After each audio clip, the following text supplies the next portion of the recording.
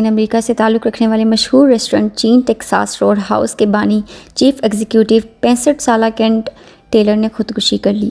Daily Mail کے مطابق Kent tailor نے جمعرات کو کرونا وائرس کی وجہ سے پیدا ہونے والی پیچیدگیوں کے سبب خودکشی کی ہے۔ وہ کرونا سے تو صحت یاب ہو گئے تھے، لیکن اس کے باوجود انہیں طبی امراض لاحق ہو گئے تھے، جن میں کانوں کی بیماری بھی شامل تھی۔ انہیں ہر وقت گھنٹیاں سنائی دیتی تھیں، جس سے وہ بہت پریشانی میں مبتلا تھے۔ کینٹ ٹیلر نے 1993 میں ٹیکساس روڈ ہاؤس نامی ریسٹورنٹ کی بنیاد رکھی تھی، جس کی آج 630 برانچز ہیں۔